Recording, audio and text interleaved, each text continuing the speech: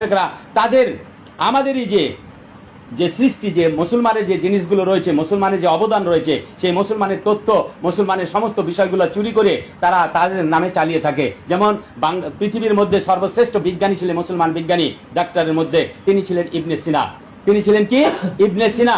উনি মুসলমানের মধ্যে শ্রেষ্ঠ বিজ্ঞানী। সারা পৃথিবীতে ওনার মতো বিজ্ঞানী আজ পর্যন্ত সে আবিষ্কার হয়নি। সুবহানাল্লাহ। উনি কি মানুষ জিন্দা করার ঔষধ তৈরি করেছিলেন। তিনি যখন একজন ব্যক্তিকে, ওনার সাথের যে ব্যক্তি ছিল অর্থাৎ ওনার পাশের কাছে ছিলেন, উনি যখন ইন্তেকাল করেছিলেন, তখন ইন্তেকালের পূর্বে বলেছিলেন, আমি যখন ইন্তেকাল করব তখন এই ওষুধটা আমার গায়ে মালিশ করবে, তাহলে আমি এটা কি জীবন্ত হয়ে যাব। সুবহানাল্লাহ। তাহলে আল্লাহ পাক তাকে কতটুকু দিয়েছিলেন। কিন্তু মহান আল্লাহ পাকের তো হিকমত বড় জানা আমাদের অনেক মুশকিল। যখন এটা মালিশ করতে লাগলো, দেখলো যে কয়েকদিন মালিশ করার পরে সে জীবিত হয়ে যাচ্ছে। হঠাৎ করে ওই ব্যক্তির হাত থেকে ওই জিনিসটা পড়ে যে ভেঙে গেল, মাটিতে পড়ে গেল। চিন্তা করতে পারেন, তাহলে কি আল্লাহ পাক এটা চান না, কিন্তু সে আবিষ্কার করে ফেলেছিলেন। সুবহানাল্লাহ।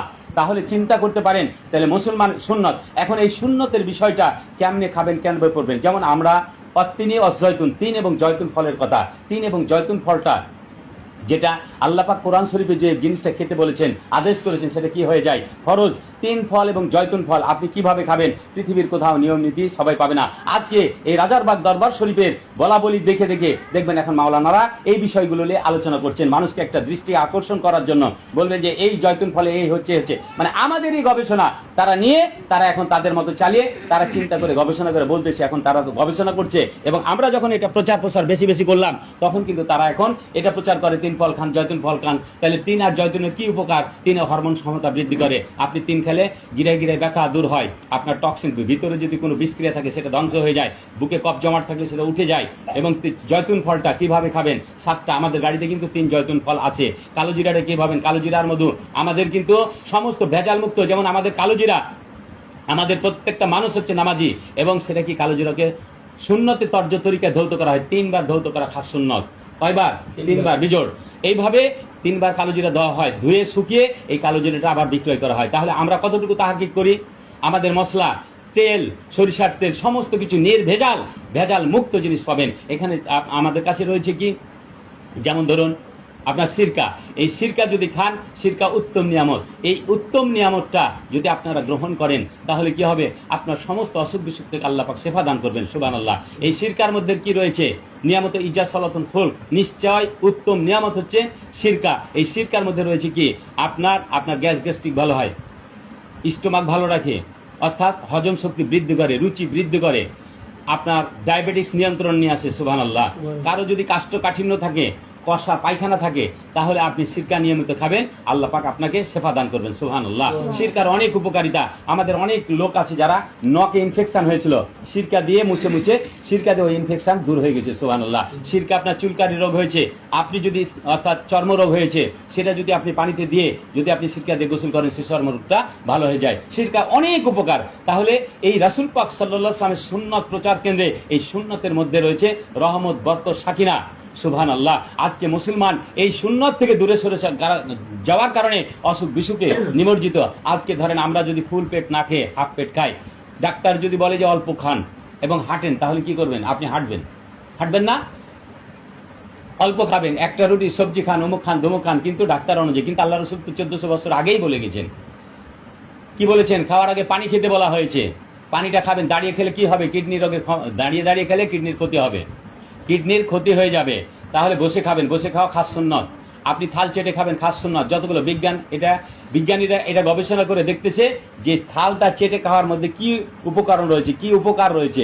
এটা দেখা যাচ্ছে যে থাল চেটে খেলে সমস্ত যে ভিটামিনের কণাগুলা ছালের শেষ অংশে এটা লেগে থাকে। এটা খেলে কি হয়? অনেক উপকার হয়। আপনি যদি থালের ওই হাত ধোয়া পানিটা দিয়ে যদি গুল্লা ফেটে যায়, আপনি এই পানিটা কিছুদিন হাতটা গুল্লাতে মুছবেন, দেখবেন যে আপনার পায়ের ফাটাটা ভালো হয়ে গেছে। সুবহানাল্লাহ। তাহলে এটার মধ্যে কত রকম উপকার। হুজুর পাক সাল্লাল্লাহু আলাইহি ওয়াসাল্লাম বলেছেন তোমরা মেসক করবা। কোনো এক বিজ্ঞানী ডেন্টাল ডাক্তার তারা গবেষণা করে দেখেছে মেসকের মধ্যে কি রয়েছে। এই মেসকে যে কত রকম উপকার হয়ে থাকে, আপনার মুখের দুর্গন্ধ সেটা দূর হয়ে থাকে। 5 ওয়াক্ত মেসক করার কথা হুজুর পাক সাল্লাল্লাহু আলাইহি ওয়াসাল্লাম বলেছেন, কিন্তু আমরা এটা করি না। এই মেসক ব্যবহার করবেন, আপনার দন্ত রোগ ভালো হয়ে যাবে। সুবহানাল্লাহ। আপনি সুরমা ব্যবহার করবেন, এই সুরমার মধ্যে রয়েছে ইসমিত সুরমা, খাস সুন্নাত। কোথাও পাবেন না ইসমিত সুরমা। সেই সুরমাটা রয়েছে ঢাকা রাজারবাগ দরবার শরীফের একমাত্র ক্যান্টিন শরীফ, আন্তর্জাতিক ক্যান্টিন শরীফে সেটা পাবেন। এই সুরমাটা কিভাবে ব্যবহার করবেন? ইসমি সূরা ব্যবহার করা কিভাবে সুন্নাত, সেটাও আমাদেরকে হাতে কলমে শিখিয়ে দিয়েছেন আমাদের যিনি ওস্তাদ, যিনি আমাদের শায়েখ, যিনি আমাদের কি প্রাণপ্রিয় শায়েখ, উনি আমাদেরকে শিখিয়ে দিয়েছেন সুরমাটা কিভাবে দিবেন। আপনি ইজারা পড়বেন সুন্নাত, অর্থাৎ লুঙ্গিটা পরবেন কিভাবে, সেই লুঙ্গিটা কেমন হবে সেটাও উনি পড়া নিজ হাতে শিখিয়ে দিয়েছেন। সুবহানাল্লাহ। পাগড়ি পরবেন, পাগড়ি পরাটা কিভাবে পরবেন সেটাও শিখিয়ে দিয়েছেন। তিনি রুমাল পরবেন কিভাবে সেটাও শিখিয়ে দিয়েছেন। সুবহানাল্লাহ। তো প্রত্যেকটা ক্ষেত্রে মুসলমানের জীবন ব্যবস্থা, প্রতিটা ক্ষেত্রে আল্লাহ রসুল হুজুর পাক সাল্লাল্লাহু আলাইহি ওয়াসাল্লামের আদর্শ মোবারক যদি কেউ সুন্নাত জিন্দেগি গড়তে পারে, তাহলে আল্লাহ পাক খালিক মালিক রব মহান আল্লাহ পাক বললেন ইহবুকুমুল্লাহ, আমি আল্লাহ পাক তার প্রতি কি দয়াশীল হয়ে যাব। ওয়াইগফির লাকুম যুনুবাকুম আল্লাহু গাফুরুর রহিম, আমি আল্লাহ পাক তাকে ক্ষমা করে দেব। সুবহানাল্লাহ। কাকে ক্ষমা করবেন? যারা রাসূল পাক সাল্লাল্লাহু আলাইহি ওয়াসাল্লাম আদর্শ মোবারককে গ্রহণ করবে। রাসূল পাক সাল্লাল্লাহু আলাইহি ওয়াসাল্লাম যিনি সাইয়্যিদুল মুরসালিন, ইমামুল মুরসালিন, খাতামুন নাবিয়্যিন, নূরে মুজাসসাম, হাবিবুল্লাহ হুজুর পাক সাল্লাল্লাহু আলাইহি ওয়াসাল্লাম, উনাকে যারা মহব্বত করবে, যারা হুজুর পাক সাল্লাল্লাহু আলাইহি ওয়াসাল্লামকে অনুসরণ করবে। আজকে মুসলমান আজকে কাদের অনুসরণ করে থাকে? আমরা কাফের মুশরিকদের অনুসরণ করে থাকি। কাফের মুশরিকদের এই যে পণ্যগুলা মুসলমান যদি এখন পর্যন্ত বর্জন না করতে পারেন, মুসলমানের এই পণ্য গ্রহণ করার জন্য আমাদের অত্যাধিক এবং চেষ্টা চালিয়ে যাচ্ছেন। যেমন আমাদের সাবান, নিজস্ব সাবান তৈরি করা হচ্ছে, পাউডার তৈরি করা হচ্ছে, আমাদের শ্যাম্পু তৈরি করা হচ্ছে, ন্যাচারাল শ্যাম্পু। পৃথিবীর ইতিহাসে কোথাও পাবেন না এরকম শ্যাম্পু যেটা শুধুমাত্র আপনার ন্যাচারাল। এই শ্যাম্পুগুলো তৈরি হয়ে থাকে যেখানে কোনো আপনার কেমিক্যাল থাকে না, যেখানে কোনো অ্যালকোহল থাকে না, হারাম কোনো বস্তু থাকে না। আপনি কাফের মুশরিকদের জিনিস ব্যবহার করবেন, সেখানে হারাম বস্তু তারা ঢুকিয়ে দিয়ে থাকে, শুকুরের চর্বি দিয়ে থাকে। নাউজুবিল্লাহি মিন জালিক। হুজুর আমাদের মামদু মুর্শিদ সাল্লাল্লাহু আলাইহি ওয়াসাল্লাম এমন ফিকির করেছেন যে এই বিষয়গুলো, সরিষার তেল খাবেন, এই সরিষার খাঁটি সরিষার তেল আমাদের নিজস্ব যে আমাদের ভাইয়ের আপনার মিল থেকে সংগ্রহ করে, আমাদের মিল থেকে সংগ্রহ করে সেটা প্যাকেটজাত করা হয়। এই সরষার তেল আমাদের এখান থেকে খাবেন, খাঁটি সরষার তেল পাবেন, 2 নম্বরে কোনো কিছু পাবেন না, সমস্ত কিছু সঠিকভাবে পাবেন। সুবহানাল্লাহ। এই সরষার তেলের মধ্যে 32 প্রকার রোগের উপকার আছে। আজকে সোয়াবিন তেল আমাদের ধরিয়ে, সোয়াবিনের মধ্যে কি রয়েছে? জেনেটিক ভাইরাস রয়েছে, জিএমও ফুড রয়েছে। এই সোয়াবিন তেলগুলো আমরা খেয়ে কি হচ্ছে? আমরা বিভিন্ন ধরনের অসুখ বিসুখে জর্জরিত হয়ে গেছি। হয়েছি না হয়নি? আজকে আমরা কি অসুখ বিসুখে কাফের মুশরিকদের একটা ষড়যন্ত্র, কঠিন ষড়যন্ত্র। 300 বছর পূর্বের প্ল্যান ছিল কাফের মুশরিকদের যে 1445-46 হিজরিতে এই কাফের মুশরিকরা মুসলমানদেরকে শেষ করে দিবে। সেটা ছিল কি? The British against of Islam. The British against of Islam. ব্রিটিশের প্রোটোকল, ব্রিটিশ এম্পায়ারের প্রোটোকল ছিল the British against of Islam. ইসলামের বিরুদ্ধে ব্রিটিশের যে প্রোটোকল, ব্রিটিশ এম্পায়ারের প্রোটোকল। কখনো পড়েছেন আপনারা? এটা পড়ে দেখবেন। আমাদের এই আলবায়না শরীফে গভর্নর ধারাবাহিকভাবে এটা আপনার এসেছিল যে ব্রিটিশ এম্পায়ারের প্রোটোকল। এইভাবে প্রত্যেকটা বিষয় মুসলমানদেরকে কিভাবে সারা পৃথিবীকে নিশ্চিহ্ন করে দিবে সেই ষড়যন্ত্রে তারা লিপ্ত রয়েছে। মুসলমানের খাদ্য ভেজাল, মুসলমানদেরকে যে যারা আপনার করোনার টিকা দিয়েছে প্রত্যেকে চর্মরোগে ভুগতেছেন না। কিন্তু আমরা একমাত্র ঢাকা রাজারবাগের মুর্শিদ কিবলা আলাইহিস সালাম, উনি সেদিন আমি পল্টন থানার মধ্যে আমি কিছু আপনার পুঞ্জিকা দিলাম, অর্থাৎ যেটাকে আমরা সাধারণত ইংলিশ বলে বাস। মামদু মুর্শিদ এমন একজন ব্যক্তি, উনি এমন একটা তাসদিদ করতেছেন প্রত্যেকটা জিনিস।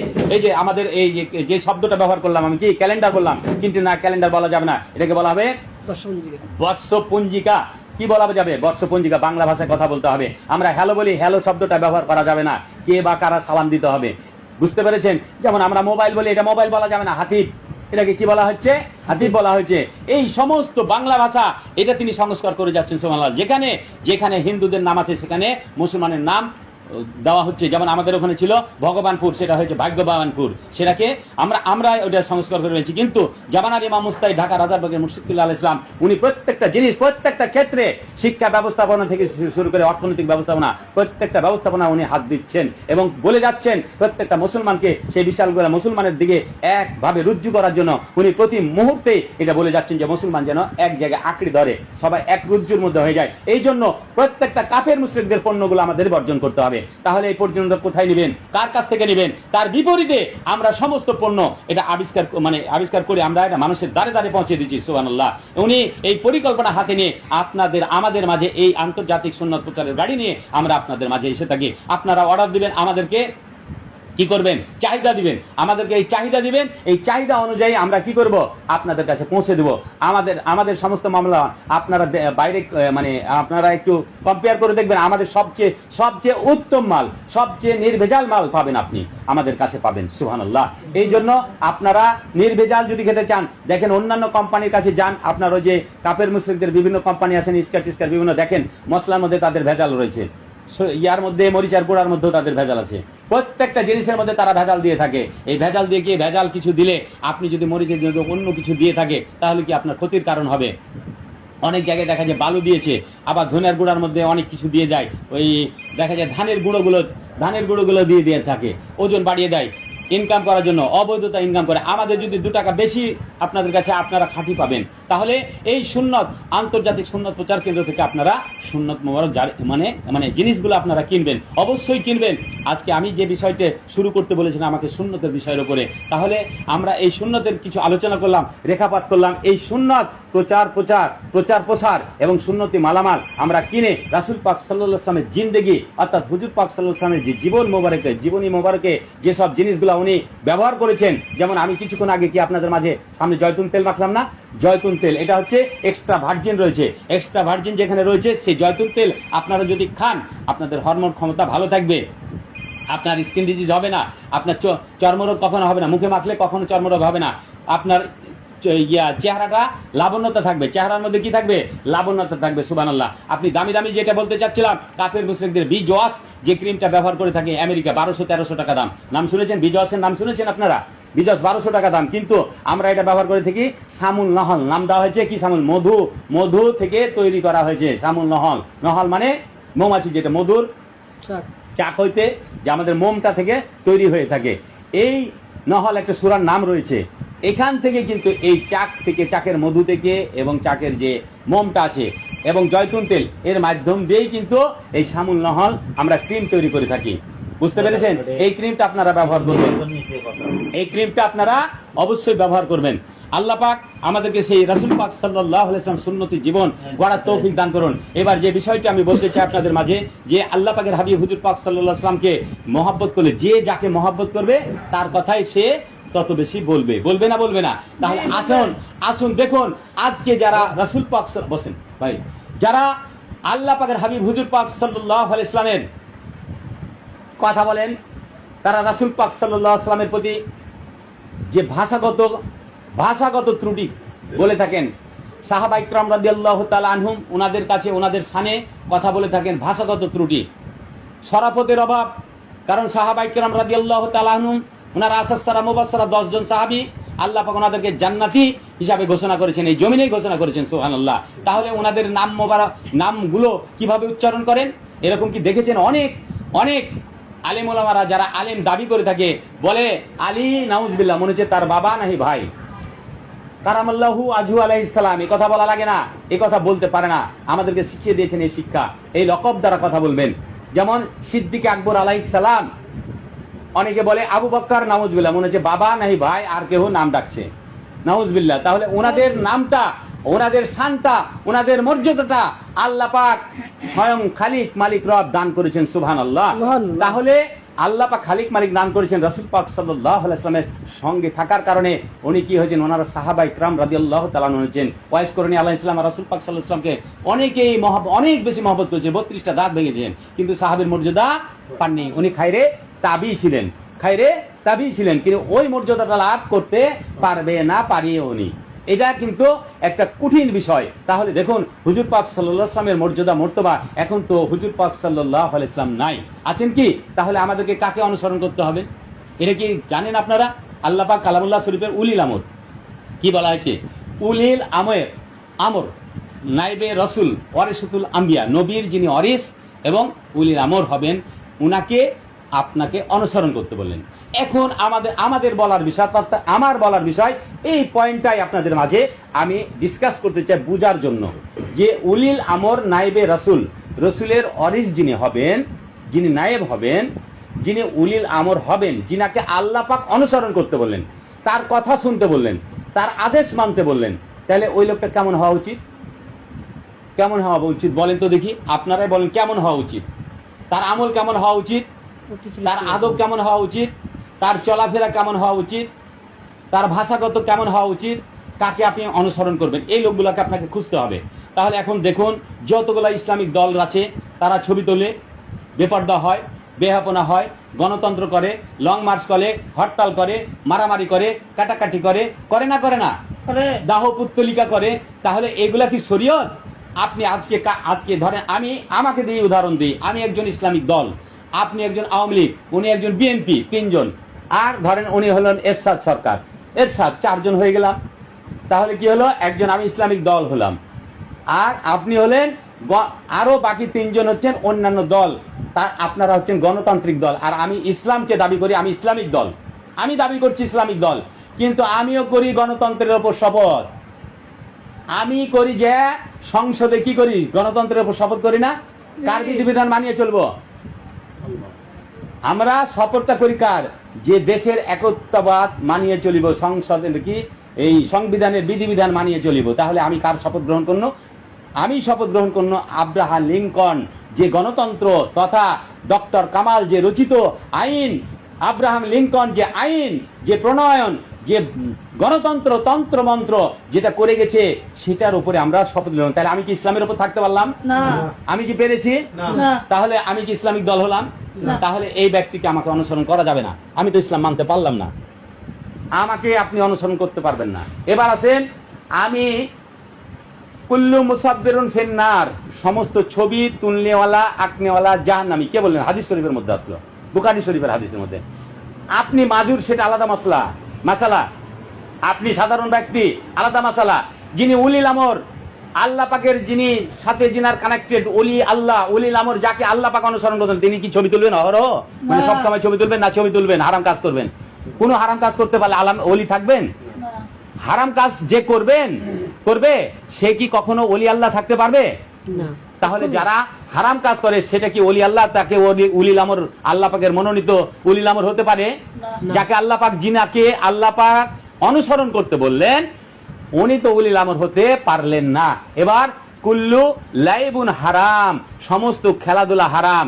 এখন যারা মনে করে ইসলামিক দল আমরা উলিল আমরের অন্তর্ভুক্ত, তারা খেলা দেখে, ক্রিকেট খেলে, হাতে তালি দেয়, নাউজুবিল্লাহ, আনন্দ ফুর্তি করে, তাহলে আপনি হারামকে হালাল মনে করে খুশি প্রকাশ করলেন, আপনি কি ইমানদার থাকতে পারলেন?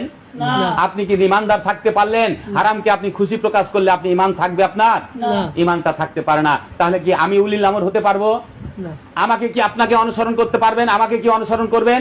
তাহলে আমি কিন্তু উলিল আমরের অন্তর্ভুক্ত নয়। এবার আমি যদি সব কাজ থেকে বিরত থাকি, সমস্ত তন্ত্র মন্ত্র, হারাম, গণতন্ত্র, কোনো কিছু লোভের আশায় আমি কাজ করি না, আমি শুধু আল্লাহ পাকের হাবিব হুজুর পাক সাল্লাল্লাহু আলাইহি ওয়াসাল্লামের সন্তুষ্টি রেজামন্দির লক্ষ্যে আমি কাজ করে থাকি, তাহলে আমি উলিল আমর হতে পারবো না? অবশ্যই। আমার কোনো লোভ লালচ নাই দুনিয়াবি ক্ষমতা লোভের জন্য, আমি কোন দুনিয়াবি ক্ষমতা শক্তির বাহাদুরি দেখার জন্য আমি করিনি। মহান আল্লাহ পাক, খালিক মালিক রব আল্লাহ পাক কোরআন শরীফের মধ্যে বলেছেন, কানা হাক্কান আলাইনা নাসরুল মুমিনিন, আমার হক হচ্ছেন যিনি মুমিন হবেন তাকে আমি সাহায্য সহযোগিতা করব, এটা আমার হক। কে বললেন? আল্লাহ পাক, যিনি খালিক, যিনি মালিক, যিনি রব বললেন। তাহলে আমরা কি মুমিন হতে হবে? তাহলে মুমিনে কামেল হতে হবে। তাহলে এটা কার কাছে গেলে পাবেন? এটাও আল্লাহ পাক শিখিয়ে দিলেন, যারা কুনু মা সাদিকিন, যারা সত্যবাদী তাদের অন্তর্ভুক্ত হয়ে যাও। কুনু রব্বানি, তোমরা প্রত্যেকেই আল্লাহওয়ালা হয়ে যাও। তাহলে আমরা সকলে আল্লাহ পাককে হাসিল করার মতো, আল্লাহওয়ালা হওয়ার মতো আমাদেরকে আল্লাহ পাক সেই যোগ্যতা দান করেছেন। তাহলে ওই ব্যক্তির কাছে যেতে হবে, ওনাকে অনুসরণ করতে হবে। আমার বলার বিষয়, যিনি জামানার ইমাম মুস্তাহিদ সাইদে মুজাদ্দিদ আজম সুলতানুন নাসির আলাইহিস সালাম, উনি ঢাকা রাজারবাগের মুর্শিদ কিবলা আলাইহিস সালাম, এমন সম্মানিত আওলাদে রাসূল, উনি এমন একজন উলি আমর, যিনি কখনোই কোনোদিন ছবি তুলেননি, কখনো কোনোদিন সুন্নাতের খেলাপ করেনি, কখনো কোনোদিন নফলের খেলাপ করেনি, উনি কখনো মুস্তাহাবের খেলাপ করেননি। সুবহানাল্লাহ। শুধু তাই নয়, উনি ঢাকা রাজারবাগের মুর্শিদ কিবলা আলাইহিস সালাম, আল্লাহ পাকের হাবিব যিনি রাসূলুল্লাহ সাল্লাল্লাহু আলাইহি সাল্লাম, যিনি সাইয়্যিদুল মুরসালিন, ইমামুল মুরসালিন, রাহমাতুল লিল আলামিন, উনি ওনাকে এত বেশি মহব্বত করে থাকেন, ওনার সম্মানার্থে 90 90 দিনের মাহফিল জারি করেছেন, সুবহানাল্লাহ। উনার সম্মানার্থে মানুষকে খাওয়া দাওয়ার ব্যবস্থাপনা করেছেন, সেখানে হাজার হাজার লক্ষ লক্ষ যদি মানুষ যায় সেই খাওয়া দাওয়ার ব্যবস্থাপনা, 3 বেলায় খাওয়ার ব্যবস্থাপনা করেছেন, সুবহানাল্লাহ। শুধু তাই নয়, উনার সম্মানার্থে সোমবারের দিন গরু খাসি জবাই করে প্রত্যেকটা মানুষের মাঝে বিতরণ করে, মিলাদ শরীফ করে, দোয়া খায়ের করে মানুষের মাঝে এসে গরিব মিসকিন সবার মাঝে বিতরণ করে দিয়ে থাকে, সুবহানাল্লাহ। শুধু তাই নয়, হুজুর পাক সাল্লাল্লাহু আলাইহি ওয়াসাল্লাম যে সময় জমিনে তাশরিফ মোবারক নিয়েছিলেন, অর্থাৎ আওকাস শরীফে তিনি যেই সময়টাতে তিনি তাশরিফ মোবারক এনেছেন, অর্থাৎ ইসনান আজিম শরীফ রাত্রি, অর্থাৎ যেটা সুবলে সাদিক বলা হয়, ফজরের কিছুক্ষণ সময় পূর্বে সেই সময়টিকে বলা হয় সুবলে সাদিকের সময়। এই সময়টার নাম দিয়েছেন আওকাস শরীফ, সাইদুল আওকাস শরীফ, সর্বশ্রেষ্ঠ সময়, সর্বশ্রেষ্ঠ সময়। ওই সময়টা হচ্ছে আওকাস শরীফ, সাইদুল আদাদ শরীফ, অর্থাৎ 12 মাসের, অর্থাৎ 12ই রবিউল আওয়াল শরীফ উনি আগমন করেছেন। এই জন্য প্রত্যেকটা মাসের 12 তারিখে উনি কি করেন, মিলাদ শরীফ করেন। এবং প্রত্যেকটা আমাদের জেলায়, প্রত্যেকটা ওয়ার্ডে ওয়ার্ডে, ঢাকা শহরের প্রত্যেকটা ওয়ার্ডে ওয়ার্ডে, এমনকি গ্রামে গঞ্জে, পাড়া মহল্লা, প্রত্যেকটা বাড়ির মধ্যে তিনি এই সাইদুল আয়াত শরীফ, সাইদুল আদাদ শরীফ উনি জারি করেছেন, করে যাচ্ছেন, সুবহানাল্লাহ। তাহলে রাসূল পাক সাল্লাল্লাহু আলাইহি ওয়াসাল্লামের মহব্বতে উনি এই সব কাজ করে থাকেন, তাহলে উনি উলিল আমরের অন্তর্ভুক্ত হতে পারেন না? উনাকে অনুসরণ করা যাবে না? উনাকে আমাদের হক্কানি রব্বানি আলেমকে অনুসরণ করতে বলেছেন, না হককে আপনাকে অনুসরণ করতে বলেনি। দিনের নেশায়, শক্তির মোহে আপনি অন্ধ হয়ে যেখানে সেখানে যাকে তাকে অনুসরণ করে দৌড় মারতে পারবেন না। আল্লাহ পাক আপনাকে এই জিনিস দেননি, আল্লাহ পাক আপনাকে বাতলাই দিয়েছেন। আপনি যদি ওই বদ কাজে সহযোগিতা করেন, আল্লাহ পাক বলেছেন তাআনু আলাল বিররি ওয়াত তাকওয়া ওয়ালা তাআনু আলাল বিররি ইসবিরদান ওয়াত্তাকুল্লাহ ইন্নাল্লাহা শাদীদুল ইকাব। মহান আল্লাহ পাক বললেন, যিনি খালিক, যিনি মালিক, যিনি রব, মহান আল্লাহ পাক বললেন তোমরা নেকি পরস্পরিতে পরস্পরকে সাহায্য করো, সাহায্য সহযোগিতা করো, বদ কাজে নয়। এখন যারা খেলাধুলা করে, ক্রিকেট খেলে, আপনি ওই মাদ্রাসায় যদি খেলাধুলার মাদ্রাসায় যদি আপনি ছেলেপিলাকে সাহায্য করেন, তাহলে আপনি ক্রিকেট খেলাকে সাহায্য করলেন। যে রাসূল পাক সাল্লাল্লাহু আলাইহি ওয়াসাল্লামের বিরোধিতা করে, রাসূল পাক সাল্লাল্লাহু আলাইহি ওয়াসাল্লাম নাকি আমার মতো মানুষ, যদি রাসূল পাক সাল্লাল্লাহু আলাইহি ওয়াসাল্লাম আমার মতো মানুষ হতো, তাহলে আমি রাসূলের মতো, নাউজুবিল্লাহ। রাসূল পাক সাল্লাল্লাহু আলাইহি ওয়াসাল্লাম যদি আমার মতো হতো, তাহলে রাসূল পাক সাল্লাল্লাহু আলাইহি ওয়াসাল্লাম কেন ওনার নাম নবী হিসাবে আসলো, উনি রাসূল হিসাবে আসলেন? আমি তো আমার তো লকব নবী বা রাসূল নয়, নাউজুবিল্লাহ। আছে কি আমার নাম? আমি নবী রাসূল, উনি নবী রাসূল হিসাবে এসেছেন। তাই রাসূল আমার মতো কেমন? উনি তো নবী এবং রাসূল আল্লাহ পাকের পক্ষ থেকে মনোনীত হয়ে উনি এসেছেন। উনি তো রাহমাতুল লিল আলামিন, আপনি তো আর রাহমাতুল লিল আলামিন না। উনাকে অনুসরণ করতে করলেন, লাকাদ কানা রাসূলুল্লাহি ফি উসওয়াতুল হাসানাহ, উনি হচ্ছেন উত্তম আদর্শ, উনাকে অনুসরণ করতে বললেন। আপনাকে তো অনুসরণ করতে বলেননি, আপনাকে অনুসরণ করতে বলেছেন কাকে বলেছেন? যিনারা আল্লাহওয়ালা, উনাদেরকে অনুসরণ করতে বলেছেন। এবং ওনার সামনে আয়াত নাযিল হয়েছে, ইন্না রাহমাতুল্লাহি করিবুম মিনাল মুহসিনিন, নিশ্চয় যারা মুহসিনিন ব্যক্তি, আল্লাহ পাকের মুহসিনিন ব্যক্তি, ওনার কাছে আল্লাহ পাকের রহমত রয়েছে। কি রয়েছে? রহমত রয়েছে মুহসিনিন ব্যক্তির কাছে। আর বাকি লোকের কাছে কি রহমত থাকবে? যারা হারামের সাথে মিশে। এখন আপনি কোনো মাদ্রাসাকে যদি মনে করেন এই মাদ্রাসা বলে আপনি দান করে দিলেন, কিন্তু ওই দানটা আপনার গ্রহণযোগ্য হলো না, ওই মাদ্রাসায় রাসূল পাক সাল্লাল্লাহু আলাইহি ওয়াসাল্লামের বিরোধিতা করতেছে, আপনি ওই দানটা কি আপনার নিষ্ফলে চলে গেল। যে রাসূল পাক সাল্লাল্লাহু আলাইহি ওয়াসাল্লাম যে মাদ্রাসায় খেলাধুলা হয়, হারাম খেলাধুলা হয়, ক্রিকেট হয়, ব্যাডমিন্টন হয়, বিভিন্ন খেলাধুলা হয়ে থাকে, এই খেলাধুলা বল খেলে, ফুটবল খেলে দেখবেন এখান থেকে হেঁটু ফরজ তরক করে, যেটা আমরা সাধারণ গ্রামের ভাষায় বলি নেংটি মেরে বল খেলে ছেলেপিলা, নাউজুবিল্লাহ, এই বল খেলা শিক্ষা দেয় আপনাকে। এই শিক্ষা দেয় যারা এনজিওর সাথে জড়িত আছে, যারা সুদের সাথে জড়িত আছে, যারা সুদের সঙ্গে সম্পর্ক করে, যাদের সুদের সঙ্গে, সুদখোরের সঙ্গে যাদের সম্পর্ক রয়েছে, তারা কি উলিল আমর থাকতে পারে? কোশ্চিন কারণ। সুদের ছোট্ট গুনাহ কি আপনারা বলেন তো দেখি? সুদের ছোট্ট গুনাহ কি? নাউজুবিল্লাহি মিন যালিক। তাহলে আপনার দেশে যদি সুদখোর মাথার উপর থাকে, তাহলে আপনি কি করতেছেন? আপনি যদি সুদখোরের সাথে ওঠা বসা করেন, আপনি কে? আপনি কেমন ব্যক্তি? আপনি আলেম দাবি করেন, সুফি দাবি করেন, আমি কেমন ব্যক্তি যে সুদখোরের পিছে পিছে ঘুরঘুর করেন? সুদখোরকে পাঠানো হয়েছে একমাত্র ইহুদির দালাল হিসাবে। ইহুদিরা কাজ করে থাকে, সেটা হলো সুদের ব্যবসা, মেয়েদের ব্যবসা, জুয়ার ব্যবসা, মদের ব্যবসা। এটা হচ্ছে ইহুদিদের পেশা বা ব্যবসা। এই সুদখোরকে এইভাবে পাঠা হয়েছে। না হলে আজকে দেখুন, সমকামিতার কথা ঘোষণা করে, সমকামিতাকে আমাদের টাকা নিয়ে 10,000 টাকা করে দিচ্ছে না, তাই না?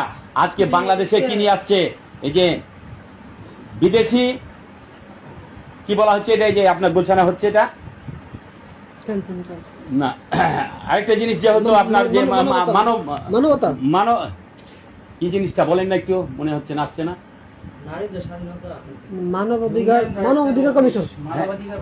মানবাধিকার কমিশন অফিস, এটা তো আসলে মানবাধিকার নয়, সেটা হচ্ছে হুজুর পাক সাল্লাল্লাহু আলাইহি ওয়াসাল্লামের বিরোধিতা করে থাকবে, অর্থাৎ মানবাধিকার তাদের অন্তর্ভুক্ত হয়ে যাবে, তারাই সেটা পরিচালনা করবে। তাহলে বাংলাদেশে যদি আসে এই জিনিসটা অফিসটা করে, তাদের নিয়ন্ত্রণে সবকিছু চলে যাবে।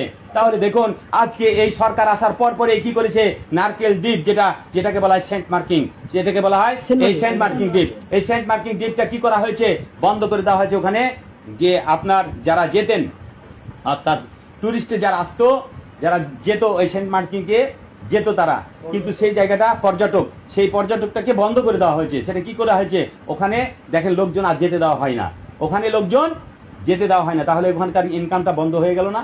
এটা আমেরিকার হাতে তুলে দেওয়ার একটা ষড়যন্ত্র। তাহলে দেখুন জালিম একটা সরকার ছিল, সেই সরকার চলে গেল, আর একটা সরকার আসছে, এই সরকারও চলে গেছে। এর আগের সরকার ছিল, তারা কিন্তু চুরি করেছিল, এটা অনেক জায়গায় দেখা দেখি হয়েছিল। তাহলে কোন লোকটা, কোন দলটা আপনার আমার সাধারণ জনগণের জন্য ভালো, আপনাকে আমাকে দেখাতে হবে। তাহলে এই তন্ত্র মন্ত্র দিয়ে আপনার কোনো কাজ আপনার সম্ভব হতে পারে না। একমাত্র ইসলামী খেলাফত যতক্ষণ দাবি না করবেন, আপনি হকের উপরে এই দাবি যখন আপনার আন্দোলন তুলবেন, তখন ওই মহান আল্লাহ পাক আপনাকে আমাকে খেলাফত এবং সুশাসন ব্যবস্থাপনা অবশ্যই করে দিবেন। অবশ্যই একজন ব্যক্তি খলিফা হিসাবে আপনাদের মাঝে আসবেন এবং তাকে আপনার চিনার মতো যোগ্যতা হয়ে যাবে ইনশাল্লাহ। যদি আপনার আমার নেক নিয়াত থাকে অবশ্যই পেয়ে যাবেন। তিনি হচ্ছেন ঢাকা রাজার মুর্শিদ কিবলা আলাইহিস সালাম। আপনাদের উদ্যত আহ্বান, ওই দাওয়াতে আপনাদের জন্য এই 90 দিনের মাহফিলে আপনাদের থাকা খাওয়ার ব্যবস্থাপনা রয়েছেন। উনি হুজুর পাক সাল্লাল্লাহু আলাইহি ওয়াসাল্লামকে এত বেশি মহব্বত করেন। হুজুর পাক সাল্লাল্লাহু আলাইহি ওয়াসাল্লামের জন্য সর্ব অবস্থাতে বান্দা কিভাবে আল্লাহ পাকের হাবিবের সন্তুষ্টি রেজামন্দি হাসিল করে সহজে জান্নাতি হবে, সেই আশাই তিনি সর্ব অবস্থাতে চেষ্টা করে যাচ্ছেন এবং করছেন। এই জন্য আপনাদের প্রতি আমরা উদ্যত আহ্বান জানাচ্ছি, আপনারা এই 90 দিনের মাহফিলে আমাদের এই মবিন ভাইকে সাথে নিয়ে সবাই আসবেন। মবিন ভাই আপনাকে কেন ডাকছেন, উনি ওনার স্বার্থের জন্য আপনাকে মিলাদ শরীক করবেন, দোয়া করবেন, 2 টাকার হোক, তাবারিক হোক, যাই কিছু হোক,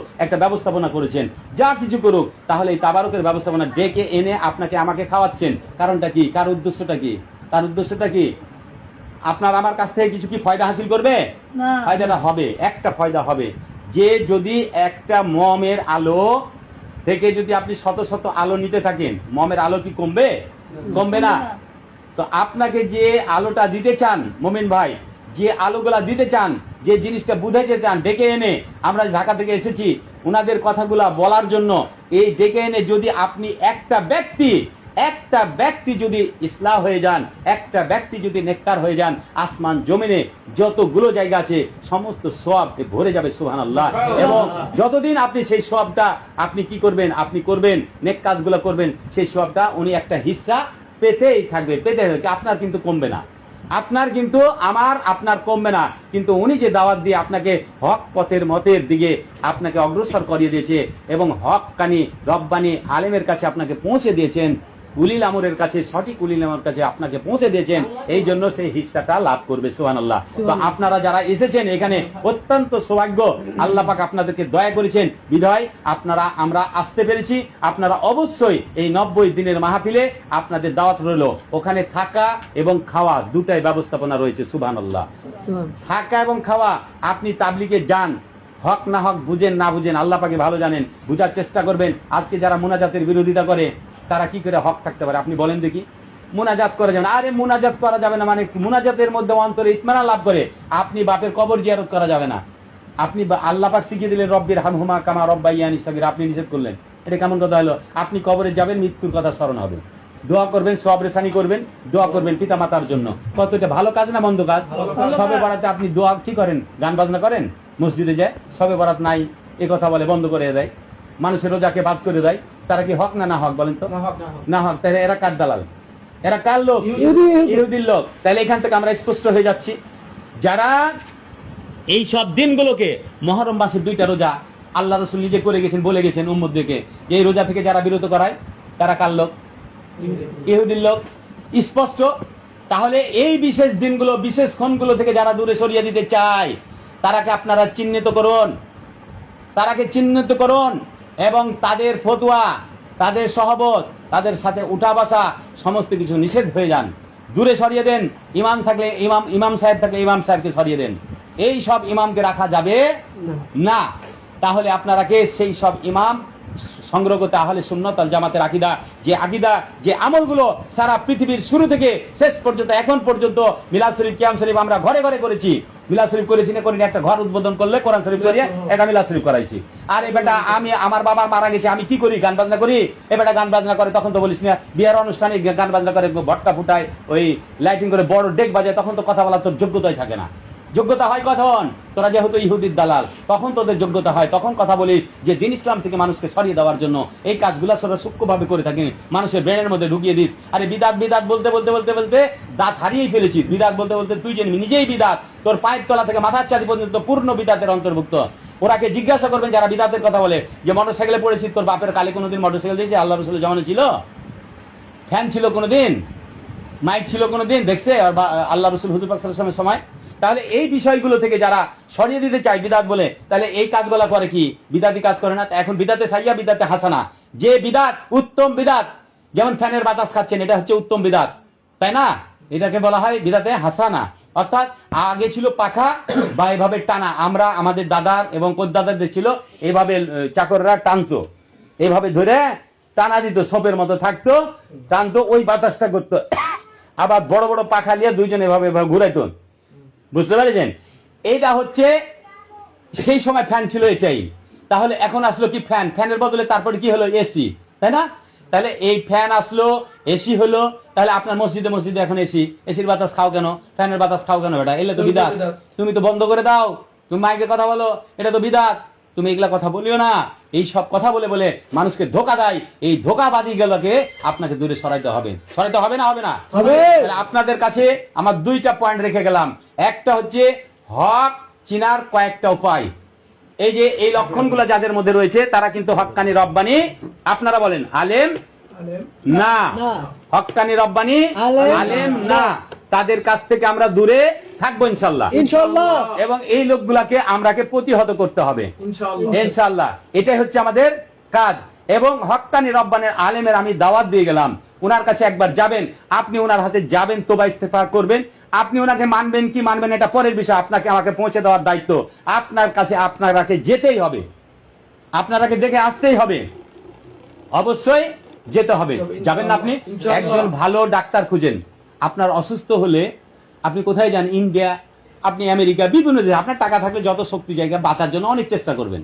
তাহলে আপনার যে খোরাক, রুহানিয়াত খোরাক, আপনি পরকালে যে খোরাকটা নিয়ে যাবেন, পরকালে যে কামিয়াবি, আপনার যে জমিন থেকে আপনি পরকালের সামানা রেডি করে নিয়ে যাবেন, এই সামানাগুলো কার কাছ থেকে করবেন, কিভাবে শিখবেন? এই শিক্ষার জন্য সেই রোহানিয়াত চিকিৎসা আপনাকে যিনি দিবেন, ওনার কাছে আপনাকে অবশ্যই পৌঁছতে হবে। পৌঁছতে হবে না? হবে না? তাহলে অবশ্যই আপনারা যাবেন না? যাবেন না? অবশ্যই যাবেন। ঠিক আছে, এটা দাওয়াত রইল।